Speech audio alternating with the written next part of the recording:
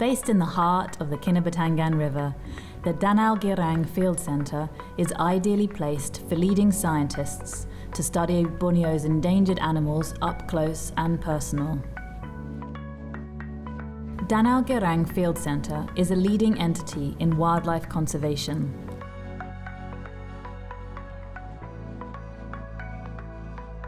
In a culmination of over a decade of research, 3 vital workshops have been launched. The proboscis monkey, the banteng, and the enigmatic Sunda clouded leopard. Funding from Yayasan Saim Darby under their environment pillar for the past 7 years has enabled important research to be carried out on some of Borneo's most iconic and endangered animals.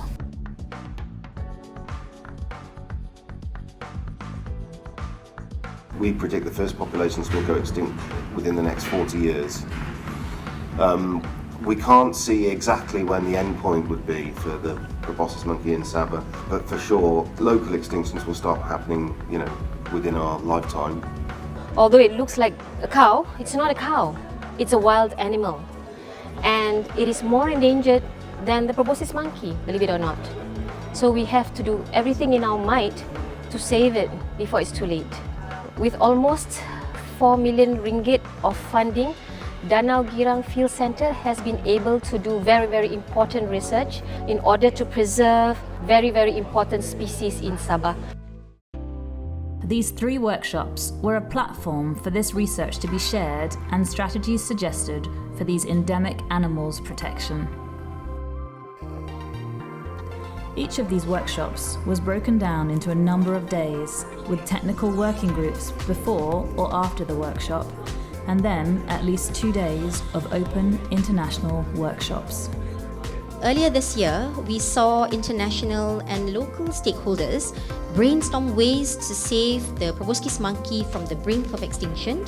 It provided a crucial platform for scientists, government agencies, and industrial players to collaborate in drafting a policy to protect the proboscis monkey in Sabah. The workshop saw the collaboration of top local and international scientists, as well as all key stakeholders in the area. Over 3 days, the voices of all experts and relevant stakeholders were heard, from leading scientists to government officers, NGO representatives, tourism and palm oil industries. We've all collectively been brought here today to basically work towards an action plan for the clouded leopard, or the Sunda clouded leopard here in Sabah. So for the past 10 years I've been working in the forests of Sabah, collecting kind of basic ecological data regarding the distribution and the abundance of these cats. The main outcome will be a state action plan for the banteng that will be drafted just after this conference, where we are gathering recommendations from the stakeholders and what are the best actions. So we will compile that in a state action plan that will be endorsed by the state government, and we plan to launch the state action plan early next year, and it will be a 10-year action plan with a midterm review. Years of vital, cutting-edge research was shared. There is a lot of data and a lot of scientific information that have been gathered for the last five years by several scientists from all over the world, including from Wild Crew at Oxford University, from scientists in Germany, in the US, in Canada. All that information has been shared. From camera traps to GPS collars for satellite tracking and population genetics data, it was a pooling of expertise and knowledge. Fortunately, in Sabah, we have quite a bit of banteng left. We have lost banteng in Sarawak. We still have them around, but for many years, we don't see any increase in any of this population. So we would like to ask the question, why? Our project have created a baseline information using camera traps so that we have a most comprehensive, up-to-date information, and this will help us to get a better understanding of the bunting ecological aspect, and also in terms of the management and the protection, conservation for the bunting. The focus and excitement at having all these individuals together and making a change was palpable.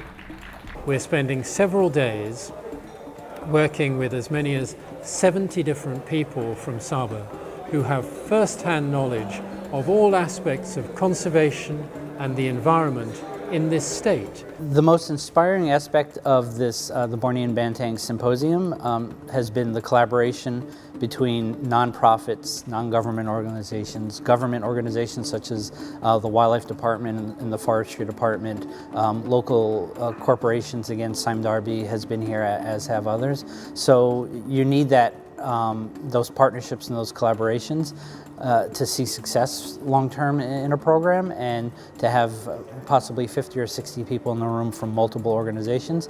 It has been really inspiring to see that everybody here in Sabah are working together. Based on recommendations throughout these workshops, robust working groups debated tirelessly to draft a 10-year state action plan for Sabah to protect each of these endangered species. The research carried out by DGFC and partners has been instrumental in driving the development of these state action plans.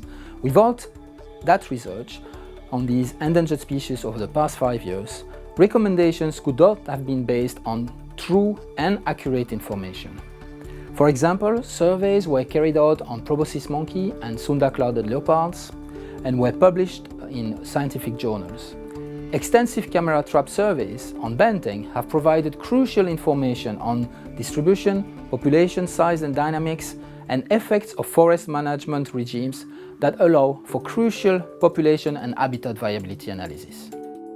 Future on Bornean Banteng, well, I hope that within the next 10 years you would see at least a 50% increase. I'm very confident that Sabah has enough resources and capacity to actually deal with this. Sabah is at the beginning of something that I hope will be important and useful for conservation, not just of clouded leopards, but of all forest biodiversity across Southeast Asia in the next few years. There is hope that the action plans from these workshops will be adopted by the state government to protect endangered and endemic animals of Borneo. We've had our problems, but we have a good example, which is Dramakut. There is virtually no more poaching in Dramakut. It took many years to get rid of this menace, that it can be done. As far as responsibility, corporate governance, you name it, Sime Darby is world class. Sime Darby Foundation has had a huge impact in terms of our projects. They provided in total 4.5 million ringgit. They help us increasing our capacity. They help us training local students, sending them to international university, developing them into scientists and conservationists. Yayasan Sime Darby is very happy so far working with Danau Girang Field Centre and the Sabah Wildlife Department because of the professionalism as well as the passion that I see in them. We're like family. We have the same objectives and we have the same goals. So we believe that there's going to be a lot of good things coming out from this collaboration, which we hope to see better results in the future. We will go on supporting wherever we can in order to create a better future for Sabah. These action plans will not be useful if there is no engagement from all stakeholders to implement these hard-earned recommendations. Therefore, we feel that there is a need to set up a Species Action Plan Committee, assisted by an Endangered Species Conservation Unit that will monitor the implementation of all action plans of totally protected species, the ones on Schedule 1, in Sabah.